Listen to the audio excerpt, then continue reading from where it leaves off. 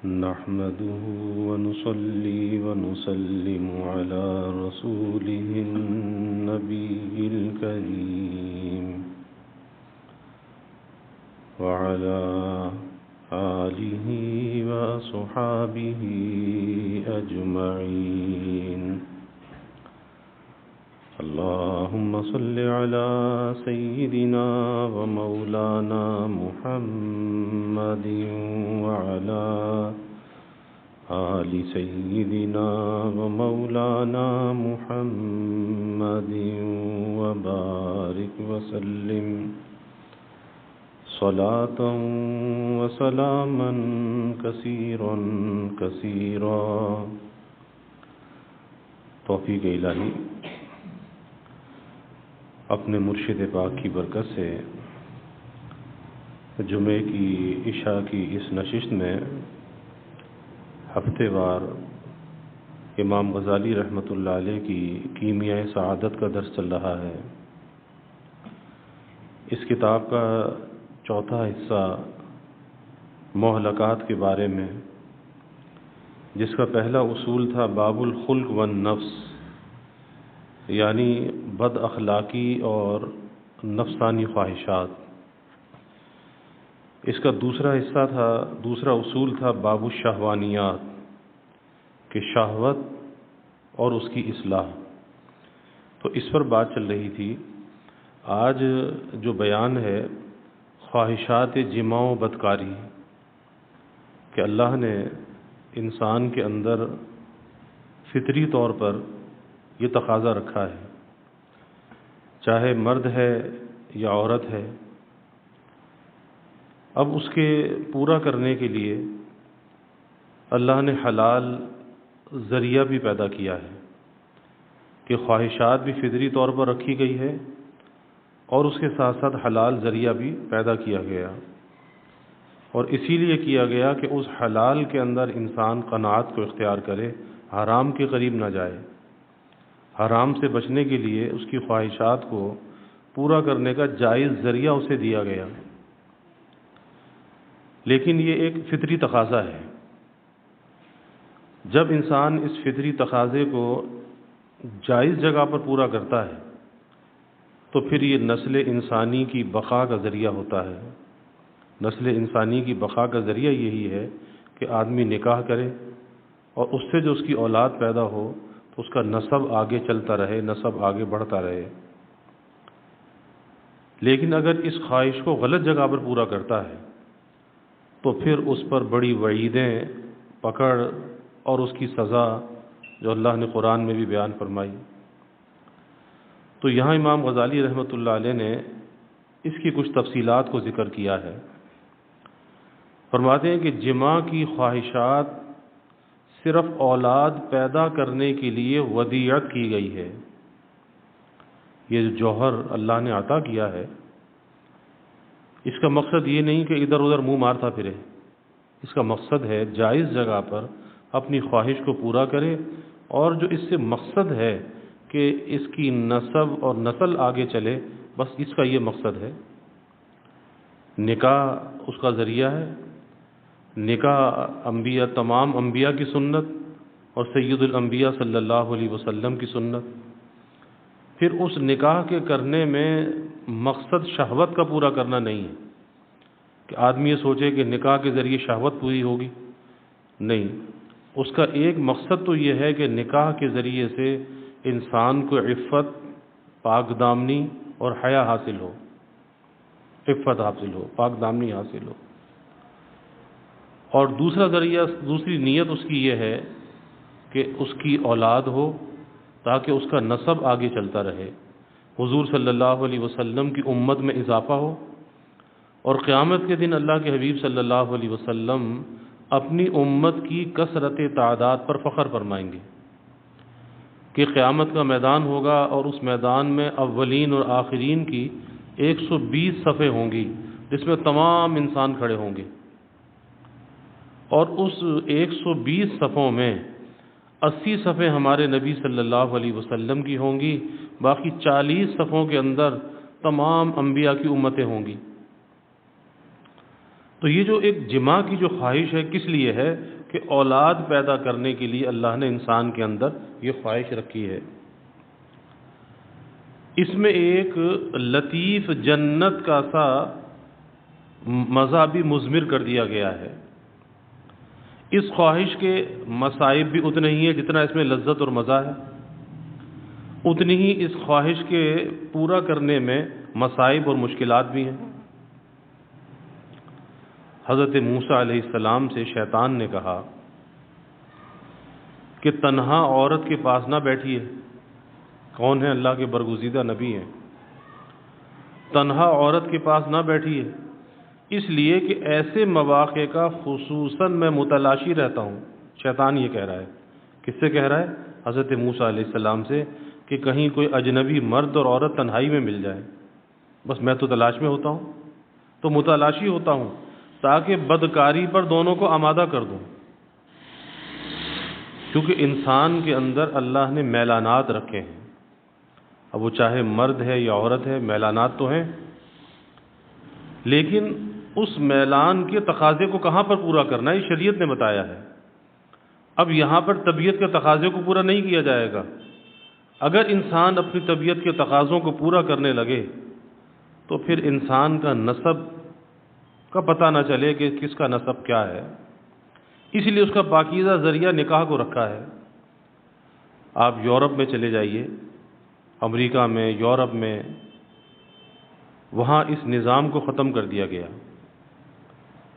وہ کہتے ہیں کہ جی اس کی کیا ضرورت ہے، کیونکہ قوانین ایسے ہیں کہ اگر کوئی شادی کر لیتا ہے قانونی اعتبار سے اور پھر اگر کوئی جدائی کی نوبت آ گئی تو اس جدائی میں اسے، امریکہ میں تو یہ ہے کہ سب کچھ دینا پڑتا ہے، اور برطانیہ وغیرہ میں یہ ہے کہ جو اس کا مال ہے، جائیداد ہے، آدھی دینی پڑتی ہے۔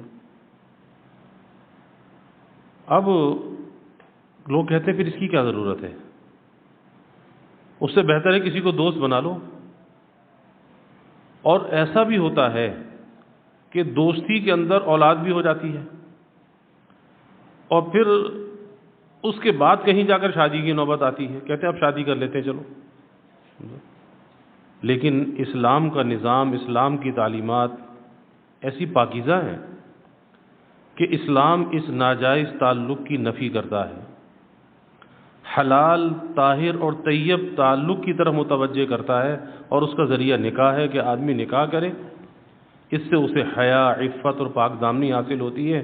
اس لیے اللہ کے حبیب صلی اللہ علیہ وسلم نے فرمایا کہ لوگوں نکاح کرو، اس سے نظر نیچی رہتی ہے، شرمگاہ کی حفاظت ہوتی ہے، یعنی نظر کی بھی حفاظت، شرمگاہ کی بھی حفاظت۔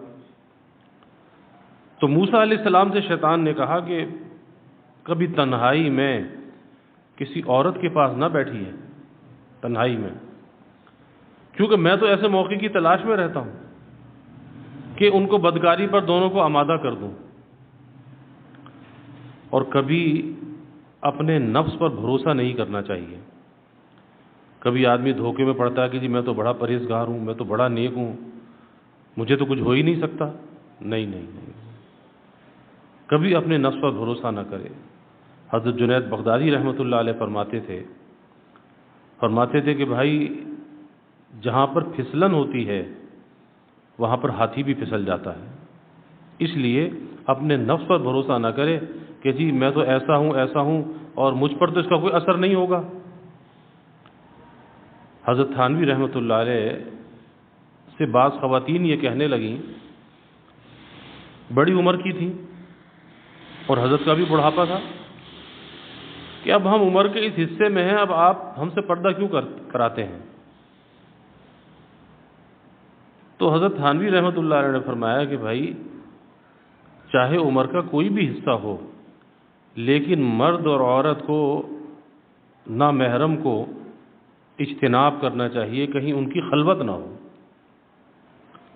یہ نہیں کہ بعض بزرگ بھی بنے ہوئے ہیں، عورتوں کو خلوت میں بھی بلا رہے ہیں، عورتوں کو کے سر پہ ہاتھ بھی رکھ رہے ہیں، انہیں گلے سے بھی لگا رہے ہیں، اور بزرگ بھی ہیں۔ اب یہ سب کچھ کر کے بھی ان کی بزرگی میں فرق نہیں آتا، اور لوگ ہیں کہ معتقد ہیں۔ تو حضرت نے فرمایا، ایک واقعہ سنایا. حضرت نے فرمایا کہ میں حضرت مولانا شاہ فضل الرحمان صاحب گنج مراد آبادی رحمۃ اللہ علیہ کی خدمت میں گیا، اور اس وقت ان کی عمر غالباً 90-95 سال اس طرح سے کوئی عمر تھی. تو فرمایا کہ صبح کے وقت میں نے سنا حضرت اپنے خادم سے فرما رہے تھے کہ ارے فلاں، کہ جی حضرت، کہ ارے پانی گرم کر دے، کچھ شک سا ہو گیا ہے، غسل کر لوں. تو حضرت نے فرمایا کہ اس عمر میں 90-95 سال کی عمر میں بھی یہ فرما رہے ہیں کہ ارے پانی گرم کر دے، کچھ شک ہو گیا ہے، غسل کر لوں. تو فرمایا کہ بھائی پھر کس کا بھروسہ ہے؟ تو اس لیے جب عورتوں نے یہ بات سنی تو خاموش ہو گئی، پھر اس سے آگے کیا بات؟ تو اس لیے کبھی اپنے نفس پر بھروسہ نہیں کرنا چاہیے، کبھی اپنی پارسائی کا دعوے دار نہیں ہونا چاہیے، کیونکہ یہ نفس ایسا ہے کہ اس نے بڑے بڑوں کو پچھاڑ دیا ہے. بہت سے ایسے واقعات کتابوں کے اندر آتے ہیں. حضرت سعید فرماتے ہیں کہ اس دنیا میں پیغمبران اولو العزم جتنے ودیت ہوئے، جتنے دنیا کے اندر اللہ کے نبی پیغمبر آئے، ان کو عورت کے معاملے میں شیطان بہکانے سے قاصر رہا، کیونکہ نبی معصوم ہوتا ہے. میں سب سے زیادہ اس بات سے ڈرتا ہوں، اور اسی لیے سوائے اپنی یا اپنی بیٹی کے گھر کے کہیں نہیں جاتا. اپنے گھر جاتا ہوں یا اپنی بیٹی کے گھر جاتا ہوں، اس کے علاوہ کہیں نہیں جاتا. اور خواہشات اور اعمال کی طرح اس میں بھی زیادتی، کمی اور حد اعتدال ہے. یعنی ایک تو یہ ہے کہ آدمی حد سے بڑھ جائے، اور ایک یہ ہے کہ حد سے کمی کر دے کہ خواہش کو ہی پورا نہ کرے، اور ایک اس کا اعتدال ہے. تو فرماتے ہیں کہ زیادتی یہ ہے کہ آدمی خواہشات میں اپنا تن من دھن سب کچھ بغیر کسی آدمی کے شرم و لحاظ کے اسی میں لگا دے. یعنی زندگی کا مقصد ہی شہوت کا پورا کرنا ہو، بس، کہ شاید بنا ہی اسی لیے تھا، دنیا میں آیا ہی اسی لیے تھا کہ نہ دن دیکھے نہ رات دیکھے، ہر وقت شہوت کے پورا کرنے میں لگا ہوا ہے. ایک حیوانگی، ایک درندگی،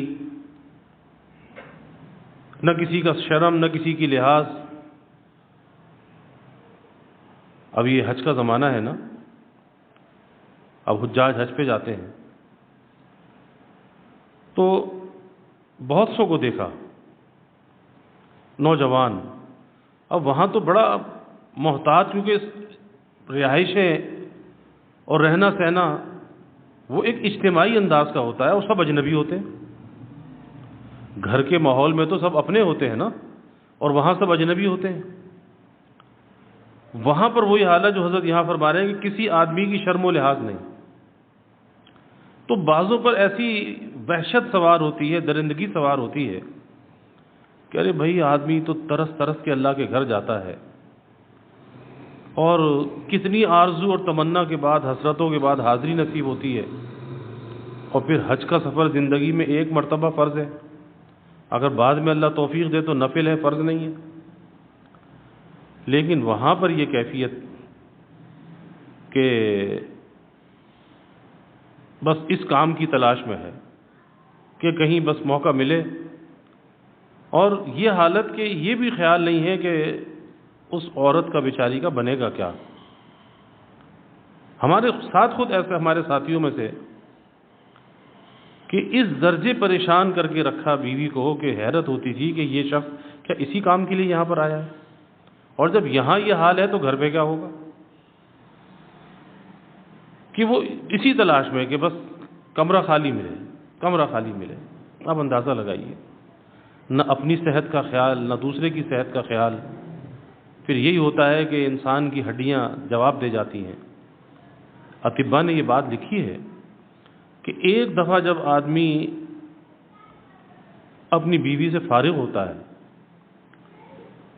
تو جتنا اس کا جو مادہ خارج ہوتا ہے اتنا کم از کم 7 دن کے بعد اتنا بنتا ہے. 7 دن میں پھر 3 سے 5 دن اسے مغلظ ہونے میں، گاڑھا ہونے میں لگتے ہیں. تو پتہ چلا کہ 10 دن سے پہلے تو ویسے ہی نہیں جانا چاہیے. اور یہاں نہ دن دیکھ رہا نہ رات دیکھ رہا. تو یہی حالت ہوتی ہے. پھر بہت سے لوگ ایسی حرکت کرتے ہیں وہاں پر کہ حج کے جو 5 ایام ہوتے ہیں، اب اس میں حاجی تتر بتر ہوتا ہے، کوئی مینا میں، کوئی مکے میں، کوئی طواف میں، کوئی شیطان پہ کنکری مارنے میں، کوئی کہیں کوئی کہیں. اب ابھی حاجی نے طواف زیارت کیا نہیں، اور یہ مسئلہ تربیت کے دوران بتانا پڑتا ہے کہ احرام تو کھل گیا، 10 تاریخ کو شیطان کو کنکری ماری اور قربانی کی، سر کے بال مڑائے، احرام اتر گیا، لباس کے لیے حلال ہو گیا، لیکن بیوی کے لیے حلال نہیں ہوا جب تک کہ طواف زیارت نہ کرے، کیونکہ حج کا ایک فرض باقی ہے. طواف زیارت فرض ہے. اب یہ سمجھتے ہیں کہ جی بس اب تو آزادی ہے، اور موقع بھی اچھا ہے کہ بلڈنگ میں تو کوئی بھی نہیں، بلڈنگ خالی ہے، کمرے خالی ہیں. اب بعد میں جب پتہ چلتا ہے تو اس غلطی کرنے پر، اس خواہش کو پورا کرنے پر پھر وہاں پر ایک دم نہیں ہوتا ہے، ایک بدنا ہوتا ہے، یعنی پوری گائے یا پورا اونٹ، جب اس کی تلافی ہوتی ہے. آپ اندازہ لگائیے. اور ہر سال یہ واقعات سامنے آتے ہیں، ہر سال، کہ جی ایسا ہو گیا، ایسا ہو گیا. اور پھر بعضے ایسے ہوتے ہیں کہ مسئلہ معلوم ہونے کے بعد بھی عمل نہیں کرتے، کیونکہ پتہ ہے نا کہ ایک گائے یا ایک اونٹ جو ہے وہ 5,000 ریال کا ہے، 4,000 4,500 ریال کا ہے. تو میاں صاحب کو پتہ چل جائے گا بھاؤ کہ کیا ہے، اور خواہش کو پورا کر.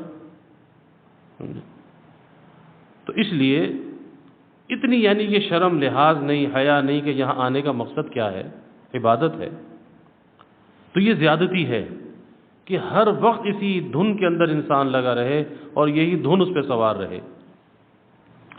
اور کمی یہ ہے کہ آدمی کی جماع کی قطعی خواہش ہی نہ ہو، اتنا ٹھنڈا ہو جائے بالکل کہ خواہش ہی اس کے اندر نہ ہو، یہ بھی نقصان دہ ہے. حد درجہ اعتدال یہ ہے، حد اعتدال، کہ خواہش ہو مگر دل کی مطیع رہے. یعنی خواہش ہو لیکن اس خواہش کو روک کر پورا کرنے کا عادی ہو، یہ نہیں کہ جب چاہا بس چل دیے، نہیں، روک کر پورا کرنے کا عادی ہو. فرماتے ہیں کہ بعض لوگ تو شہوت کو بڑھانے کے لیے دوائیں استعمال کرتے ہیں، شہوت کو بڑھانے کے لیے، اور زیادہ نقصان دہ. ورنہ اگر انسان اعتدال کے ساتھ اپنی زندگی کو گزارے تو ساری زندگی کبھی دوا کی ضرورت نہیں پڑتی. لیکن جب اعتدال سے باہر نکلتا ہے، افراط اور تفریط کا شکار ہوتا ہے، تو پھر وہ کیفیت ہوتی ہے کہ وقت سے پہلے جوانی چلی جاتی ہے. اور اب تو اس زمانے کے اندر تو بڑا المیہ یہ ہے کہ شادی سے پہلے جوانی چلی جاتی ہے. کہتے ہیں نا شادی جوانی میں ہوتی ہے، جوانی میں، ابھرتی ہوئی جوانی میں شادی ہوتی ہے. 20 22 24 سال کا جوان ہے، اس کی شادی. لیکن اس ابھرتی جوانی کے اندر وہ جوانی کی قوتوں سے محروم ہو چکا ہوتا ہے.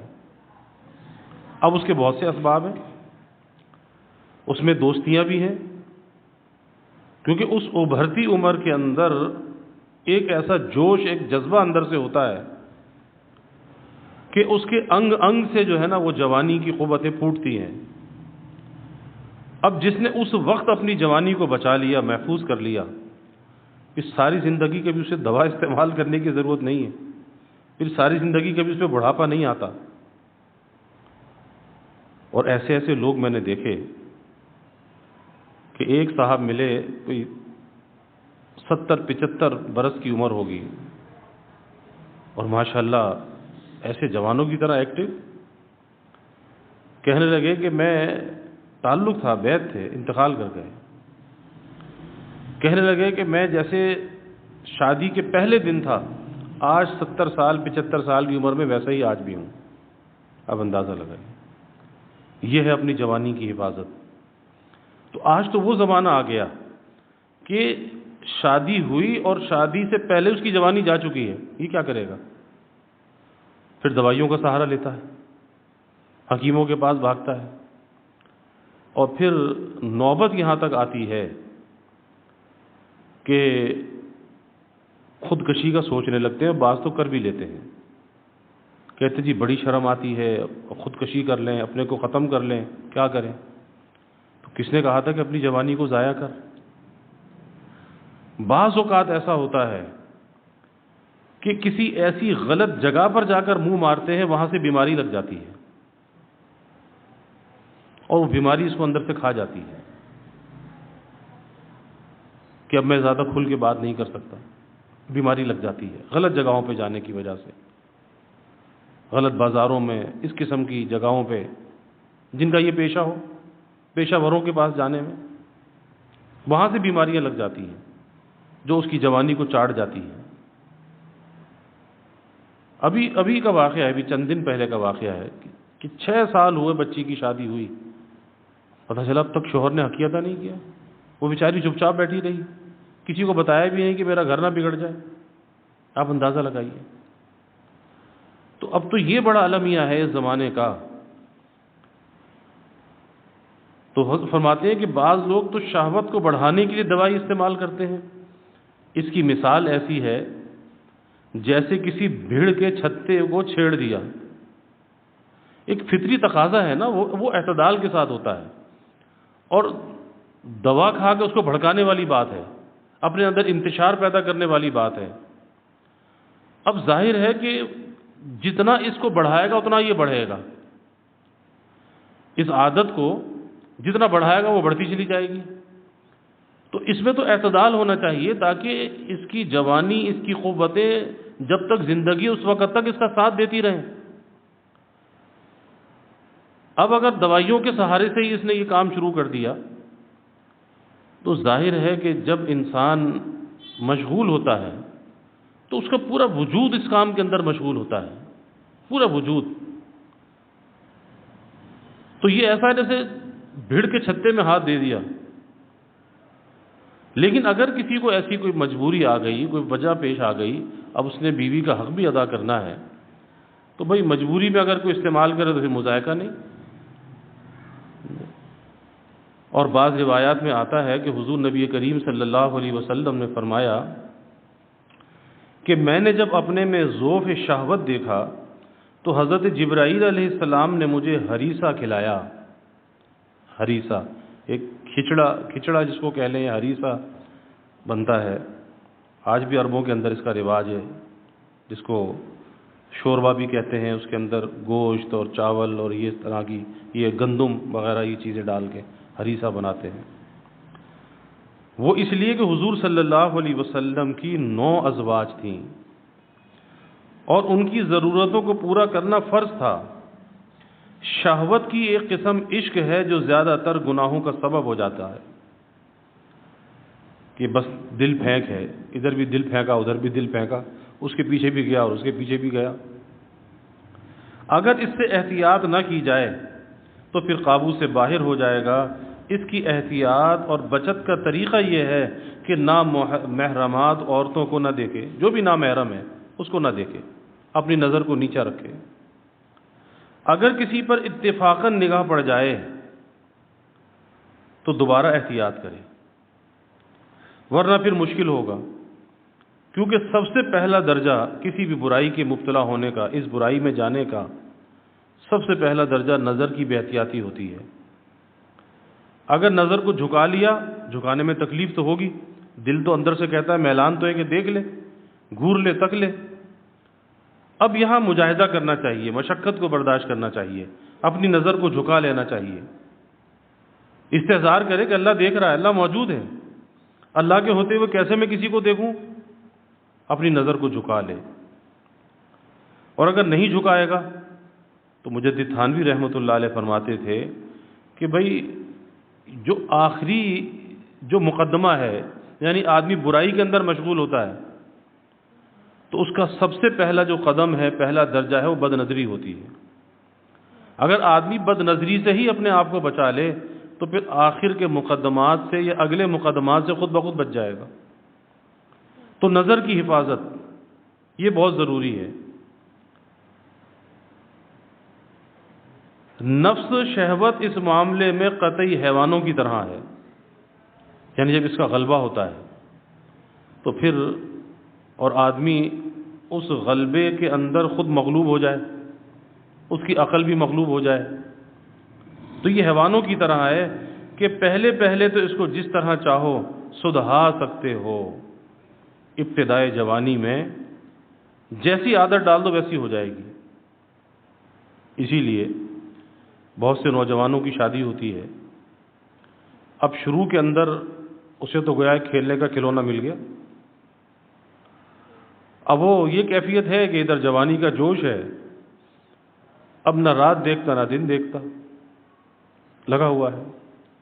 اور اسی میں ایک حد ہے کہ کب تک انسان اس بوجھ کو برداشت کر سکتا ہے، بالآخر اس کے اعصاب جواب دینے لگتے ہیں. اب یہ ایک ایسا معاملہ ہے کہ اس کو اگر شروع سے اعتدال میں رکھا جائے تو یہ چیز، یہ رشتہ، یہ تعلق بڑا اچھا چلتا رہتا ہے. لیکن اگر پہلے تو عادت بگاڑ دی، اپنی تو بگڑی تھی اس کی بھی بگاڑ دی نا، ظاہر تقاضا تو ہے، اس کے اندر بھی تقاضا ہے، اب عادت کو بگاڑ دیا، اب اس کے بعد میں اس کی خواہش تو بھڑک چکی ہے، اس کی بھوک تو بڑھ چکی ہے، اب اس کے پاس اب معاملہ ٹھنڈا ہو گیا، اب کیا کرے؟ اب وہاں سے معاملات بگڑنا شروع ہو جاتے ہیں. کبھی کبھی وہ کہیں غلط راستے پر بھی چلی جاتی ہے کہ اب یہ تو کام کا رہا نہیں. اس لیے شروع سے ایسا چلنا چاہیے اعتدال کے ساتھ کہ آدمی کو 50 سال کے بعد بھی فرق نہ پڑے، ایسی اس کی جوانی، اور اسے اتنا حفاظت سے لے کے چلنا چاہیے. جیسے حضرت تھانوی رحمۃ اللہ علیہ نے ایک واقعہ لکھا ہے کہ ایک بوڑھے تھے، ایک کم عمر سے شادی کر لی، اب اس کے بعد میں وہ بچی تھی، اسے معلوم ہی کچھ نہیں تھا، تو پھر اسے جو ہے پڑھایا، سبق سکھایا کہ بھائی اس کام کے کرنے کا یہ ثواب ہوتا ہے کہ جیسے کسی ہندو کو کے ساتھ جہاد کیا، یا کسی ہندو کو مسلمان کیا، دشمن کو مقابلہ کیا، وغیرہ وغیرہ، اتنا ثواب ہے. اب بہرحال اس سے خواہش پوری کرنے لگے. اب ظاہر بڑھاپا تھا، اب بڑھاپے میں جب اسے اس چیز کی، اس کی لت لگی، اس کی عادت پڑی، تو ان کا جو ہے وہ کرنٹ ختم ہو چکا تھا، بڑھاپا تھا. اب اس کے بعد میں یہ ہوا کہ اب وہ کہتی ہے کہ چلو دشمن سے مقابلہ کرو. اب کہاں سے مقابلہ کرے، اب تو ہمت ہی نہیں ہے. تو کہتے ہیں کہ بس اب دشمن سے صلح کر لی ہے، اب دشمن سے صلح کر لی ہے. تو وہی بات کہ جو حضرت یہاں پہ فرما رہے ہیں کہ جو ابتدائے جوانی ہوتی ہے، اس جوانی کے اندر جیسی عادت کو قائم کر لے، اپنے کو جیسی طبیعت بنا لے، بس بن جائے گی. تو اس وقت آدمی اس عادت کو سدھا سکتا ہے، قابو کر سکتا ہے. اور اگر اس میں کوئی ہٹ پیدا ہو جائے، ہٹ کہتے ہیں کہ اس کام کی ضد، اس کام کا غلبہ، ہٹ پیدا ہو جائے تو پھر قابو سے باہر ہو جائے گی. اس لیے پہلے سے اپنی طبیعت کو بنانا چاہیے ذہنی طور پر کہ بھئی یہ تو ایک ساری زندگی کا روگ ہے. شادی کیا ہے؟ ساری زندگی کا روگ ہے، ساری زندگی نبھانا ہے. 4 دن کا تعلق تو نہیں ہے، نہ معلوم کتنی زندگی ہے، 50 سال چلے گا یہ تعلق، 60 سال چلے گا، کتنا چلے گا. یہ نہیں کہ 1-2 سال کے بعد دوائیاں لیتا پھر رہا ہے، حکیموں کے پاس بھاگتا پھر رہا ہے. اس لیے پہلا درجہ یہی ہے کہ اپنی آنکھ کو محفوظ رکھے، اپنی آنکھ کی حفاظت کرے. حضرت سعید بن جبیر رضی اللہ عنہ سے روایت ہے کہ جناب داؤد علیہ السلام محض اپنی آنکھ کی وجہ سے مصائب میں مبتلا ہوئے. آپ نے اپنے بیٹے کو وصیت فرمائی کہ شیر اور چیتے کا پیچھا کر لینا، لیکن عورت کا پیچھا نہ کرنا، کیونکہ شیر اور چیتے کا اگر پیچھا کیا اس میں جان کا نقصان ہوگا، اور اگر عورت کا پیچھا کیا اس میں ایمان کا نقصان ہوگا. تو جان چلی جائے لیکن ایمان نہ جائے، اپنے ایمان کو بچا لینا. لوگوں نے حضرت یحییٰ علیہ السلام سے دریافت کیا کہ زنا کی کیا وجہ ہوتی ہے، زنا کیوں ہوتا ہے؟ فرمایا کہ آنکھ، صرف آنکھ کی وجہ سے ہوتا ہے. پہلا درجہ، پہلا مقدمہ آنکھ ہے. حضور نبی کریم صلی اللہ علیہ وسلم کا ارشاد ہے کہ شیطان کے تیروں میں سے ایک تیر یہ نگاہ ہے. اور آتا ہے کہ زہر آلود تیروں میں سے یہ تیر ہے جو انسان کی نگاہ ہے کہ دیکھتا یہ سامنے ہے، لیکن وہ گھائل وہ تیر اس کے دل کو کرتے ہیں، وہ دل کو زخمی کرتے ہیں۔ جو آدمی اپنی آنکھ کو خوف خدا سے محفوظ رکھتا ہے اس کو ایمان مرحمت ہوتا ہے، یعنی ایمان کی حلاوت اور لذت اسے حاصل ہوتی ہے۔ اور آپ نے فرمایا کہ میں اپنے مرنے کے بعد، یعنی دنیا سے پردہ فرمانے کے بعد، عورتوں سے زیادہ کوئی فتنہ نہ چھوڑوں گا۔ یعنی آپ اپنے بعد کے لیے فرما رہے ہیں کہ میرے بعد اگر کوئی فتنہ ہوگا سب سے بڑا وہ عورت کا فتنہ ہوگا۔ اور فرمایا کہ آنکھ اسی طرح زنا کرتی ہے جیسے آدمی زنا کرتا ہے، عینان تزنیان، آنکھ بھی زنا کرتی ہے۔ دیکھنا آنکھ کا زنا ہے۔ جو آدمی اپنی آنکھ کو محفوظ نہ کر سکے تو شہوت کے لیے ریاضت کرنا اس کو ضروری ہے کہ اپنے پر جبر کر کے، مشقت کر کے، تکلیف برداشت کر کے اپنی نظر کو بچائے، اپنی شہوت کو قابو میں رکھے۔ اور اس کی تدبیر روزہ ہے، یا پھر عقد کر لے، نکاح کر لے، تاکہ حلال جگہ پر خواہش پوری ہو۔ اور اگر نکاح کرنے کی گنجائش نہیں ہے تو پھر روزہ رکھے۔ اور روزہ رکھنے میں بھی یہ ہے کہ یہ نہیں کہ 2-4 روزے رکھے تو اس کے بعد وہ اعتدال میں آ جائے گی، نہیں، تسلسل کے ساتھ روزے رکھتا چلا جائے۔ کیونکہ ابتدا میں یہ ہوتا ہے کہ جب آدمی روزہ رکھتا ہے تو شہوت اور بھڑکتی ہے۔ اب یہ پریشان ہوتا ہے کہ میں نے تو روزہ رکھا تھا اس لیے کہ شہوت کمزور ہو جائے، اور یہ تو اور بھڑکنے لگی۔ اس کا یہی ہوتا ہے، ابتدا میں بھڑکتی ہے، پھر بعد میں اس کے اندر اعتدال آنے لگتا ہے۔ جیسے ہانڈی میں جب پکانے کے لیے رکھو تو پہلے ابال آتا ہے، تیزی آتی ہے، وہ اچھل اچھل کر اوپر کے منہ تک آتی ہے، اور پھر بعد میں اس کے اندر سکون آتا ہے، وہ بیٹھتی چلی جاتی ہے۔ تو مسلسل روزے رکھے یا پھر نکاح کرے۔ اور اگر آدمی لڑکوں کو بری نگاہ سے دیکھے تو یہ سب سے بڑا گناہ ہے، لڑکوں کو، امارت کو بشہوت دیکھنا۔ اور یہاں تک فرمایا کہ اللہ اگر کسی کو اپنی بارگاہ سے مردود کرنا چاہتا ہے اسے امارت کے فتنے میں مبتلا کر دیتا ہے۔ بے ریش لڑکوں کو دیکھنا، گھورنا، تنہائی خلوت میں اپنے پاس بٹھانا۔ اسی لیے حضرت مسیح الامت رحمۃ اللہ علیہ فرماتے تھے، اور حضرت کے یہاں اصول تھا اس بات کا، کہ کوئی استاد خلوت میں، تنہائی میں کسی شاگرد کو اپنے پاس نہ بلائے جبکہ خلوت ہو، تنہائی ہو۔ دروازہ اگر آئے تو کوئی دوسرا طالب علم اس کے ساتھ آئے، اکیلا تنہائی میں نہ آئے۔ اور پھر دروازہ بند نہ ہو، دروازہ کھلا ہوا ہو، کیونکہ شیطان موجود ہے، کچھ بھی ہو سکتا ہے۔ اس لیے بڑی احتیاط کی ضرورت ہے۔ حکیم الامت حضرت تھانوی رحمۃ اللہ علیہ کا واقعہ کہ تفسیر بیان القرآن لکھ رہے تھے، اور حضرت کا حجرہ آج بھی موجود ہے خانقاہ میں، اوپر وہ حجرہ بنا ہوا تھا، نیچے سے سیڑھی تھی اور دروازہ بھی نیچے تھا۔ محلہ جیسے یہ محلہ ایسے ہی محلہ۔ ایک بچہ کھیلتے کھیلتے اوپر چلا گیا، حضرت اپنا کام چھوڑ کر نیچے آ گئے اور آواز دی کہ مولوی شبیر علی حضرت کے بھتیجے بھی تھے اور ناظم خانقاہ تھے۔ بھاگے ہوا ہے، دوڑے ہوئے، جی بڑے ابا، کہا کہ اوپر جا کے دیکھو کیا ہو رہا ہے۔ اوپر دیکھا تو محلے کا بچہ تھا، چھوٹا بچہ تھا، پکڑ کر نیچے لے آئے، کہا جی بڑے ابا محلے کا بچہ ہے، کھیلتے کھیلتے اوپر آ گیا تھا۔ فرمایا یہی تو دکھانا چاہتا تھا کہ یہ ایسا کیوں ہوا، یہ کیوں آیا۔ اب آج سے یہ بات طے کرو کہ کنڈی میں اندر سے بند کروں گا یا تم باہر سے بند کرو گے تاکہ کوئی بچہ اوپر نہ آئے۔ کہا جی ہم باہر سے بند کر لیں گے، اگر آپ اندر سے بند کریں گے چونکہ دروازہ نیچے ہے، اگر کوئی آیا تو دروازہ کھٹکھٹائے، آپ کو تکلیف ہوگی، اوپر سے نیچے آئیں گے دروازہ کھولنے کے لیے، آپ کو تکلیف ہوگی۔ فرمایا کہ نہیں، کبھی استنجے کا تقاضا بھی ہوتا ہے، کوئی نہ ہوا تو باہر سے کنڈی کون کھولے گا، طبیعت میں وحشت ہوگی کہ باہر سے کنڈی بند ہے، تو میں یہ تکلیف گوارا کر لوں گا اوپر سے آ کے دروازہ کھولنے کی، لیکن مجھے یہ گوارا نہیں ہے کہ کوئی محلے کا بے ریش بچہ اوپر میرے کمرے میں آ جائے، یہ مجھے گوارا نہیں ہے۔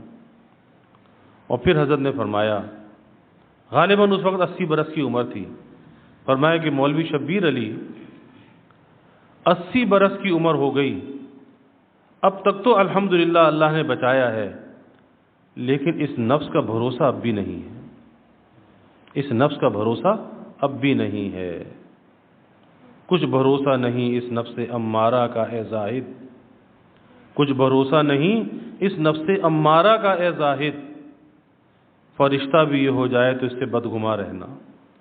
کبھی اپنے نفس کا معتقد نہیں ہونا چاہیے، کتنی ہی نیکی ہو، پارسائی ہو، تقوی ہو، لیکن کبھی اپنے نفس پر اعتماد نہیں کرنا چاہیے۔ فرماتے ہیں کہ آنکھ کے ذریعے رنگا رنگی عالم اور تر و تازہ پھولوں کو دیکھنا اور اس سے حظ حاصل کرنا برا نہیں۔ انسان کائنات کو دیکھے اور کائنات کو دیکھ کر اللہ تعالیٰ کی معرفت کو حاصل کرے۔ اللہ نے اس کائنات کو کیسا بنایا، کیسے کیسے پھول، بوٹے، دریا، پہاڑ، سمندر، سبزہ، کیسا کیسا اللہ نے بنایا، کیسے کیسے دلکش مناظر ہیں۔ لیکن اگر اس سے بھی شہوت پیدا ہو تو برا ہے، اور یہ لواطت کا پہلا زینہ ہے، لواطت امرت پرستی کا پہلا زینہ ہے۔ ایک بزرگ کا قول ہے کہ اگر بھوکا شیر مجھ پر حملہ کرے تو میں اتنا خوف زدہ نہ ہوں گا جتنا امرت پرست کی وہ نگاہ جو اس بے ریش پر پڑتی ہے، امرت پر پڑتی ہے، کہ شیر اگر مجھ پر حملہ کر دے اور بھوکا شیر ہو اس سے میں خوف زدہ نہیں ہوں گا، لیکن ایک آدمی حرص و ہوس والی نگاہ کسی امرت کے اوپر ڈالے، یہ زیادہ خطرناک ہے۔ ایک بزرگ نے اپنے مریدوں سے کہا کہ ایک بار مجھ پر اتنی شہوت طاری ہوئی کہ تاب ضبط باقی نہ رہی، تو میں نے خداوند عالم کی درگاہ میں دعا کی کہ اے اللہ اس آفت سے مجھے بچائے رکھیے۔ رات کو خواب میں دیکھا ایک شخص نے مجھ سے واقعہ دریافت کیا، میں نے ان کو سب حال کہہ سنایا، میرا تو یہ حال ہے۔ اس کے بعد جب آنکھ کھلی تو کچھ سکون محسوس ہوا۔ 1 سال گزرنے کے بعد میری پھر وہی حالت ہو گئی۔ پھر اسی شخص کو خواب میں دیکھا کہ کہہ رہا ہے کہ تو شہوت سے خلاصی چاہتا ہے؟ میں نے کہا ہاں۔ اس نے کہا کہ گردن جھکا دے، میں نے گردن جھکا دی، اس نے میری گردن تلوار سے اڑا دی خواب میں۔ اس کے بعد بہت کچھ اطمینان ہو گیا، لیکن پھر 1 سال کے بعد وہی کیفیت طاری ہو گئی۔ پھر اسی شخص کو خواب میں دیکھا تو کہا کہ کب تک اس کو دور کرنے کی دعا کرتا رہے گا، کب تک اس کو دور کرنے کی دعا کرتا رہے گا؟ اس لیے کہ خدا مرد سے یہ خواہش دور کرنا نہیں چاہتا۔ اللہ نے فطری طور پر رکھی ہے نا، اب اس کے لیے جو اس کا ذریعہ ہے حلال ذریعہ نکاح وہ کر لے، تو خدا مرد سے یہ خواہش دور کرنا نہیں چاہتا، اس لیے فرماتے ہیں کہ مجبوراً میں نے عقد کر لیا، نکاح کر لیا، اور اس سے میں مطمئن ہو سکا۔ تو اس پر یہ بات چل رہی ہے خواہشات پر، کہ خواہشات جماع و بدکاری، کہ یہ خواہش کتنی ہونی چاہیے، کس کا اعتدال کیا ہے، اس کے بارے میں آگے اور کچھ باتیں ہیں انشاءاللہ آئندہ جمعے عرض کی جائیں گی۔ اللہ تعالی ہمیں اپنی محبت، اپنی معرفت عطا فرمائے اور اپنی رضا والی زندگی اللہ نصیب فرمائے۔ وآخر دعوانا الحمد للہ رب العالمین والعاقبۃ للمتقین والصلاة والسلام على اشرف الانبیاء والمرسلین اللہم صل علی سیدنا و مولانا محمد وعلی آل سیدنا و مولانا محمد وبارک وسلم۔ ربنا آتنا فی الدنیا حسنہ وفی الآخرۃ حسنہ وقنا عذاب النار۔ ربنا اتمم لنا نورنا واغفر لنا انک علی کل شیء قدیر۔ ربنا ظلمنا انفسنا وإن لم تغفر لنا وترحمنا لنكونن من الخاسرين۔ ربنا هب لنا من أزواجنا وذرياتنا قرة أعين واجعلنا للمتقين إماما۔ اللهم أعنا على ذكرك وشكرك وحسن عبادتك۔ اللهم وفقنا لما تحب وترضى من القول والعمل والفعل والنية والهدى إنك على كل شيء قدير۔ اللهم افتح أقفال قلوبنا بذكرك وأتمم علينا نعمتك وأسبغ علينا من فضلك واجعلنا من عبادك الصالحين. اللهم افتح مسامع قلوبنا لذكرك وارزقنا طاعتك وطاعة رسولك وعملا بكتابك. اللهم طهر قلوبنا من النفاق وأعمالنا من الرياء وألسنتنا من الكذب وأعيننا من الخيانة فإنك تعلم خائنة الأعين وما تخفي الصدور. يا حي يا قيوم برحمتك نستغيث أصلح لنا شأننا كله ولا تكلنا إلى أنفسنا طرفة عين. فاطر السماوات والأرض أنت ولينا في الدنيا والآخرة توفنا مسلما والحقنا بالصالحين. يا رب زدنا علما والحقنا بالصالحين. اللهم أحينا مسكينا وأمتنا مسكينا واحشرنا في زمرة المساكين. اللهم أرنا الحق حقا وارزقنا اتباعه وأرنا الباطل باطلا وارزقنا اجتنابه. اللهم إنا نسألك العفو والعافية والمعافاة الدائمة في الدين والدنيا والآخرة والفوز بالجنة والنجاة من النار. اللهم إنا نسألك من خير ما سألك منه نبيك سيدنا محمد صلى الله عليه وسلم ونعوذ بك من شر ما استعاذك منه نبيك سيدنا محمد صلى الله عليه وسلم وأنت المستعان وعليك البلاغ ولا حول ولا قوة إلا بالله. وجزى الله عنا محمدا صلى الله عليه وسلم ما هو أهله وصلى الله تعالى وسلم على النبي الكريم. آمين برحمتك يا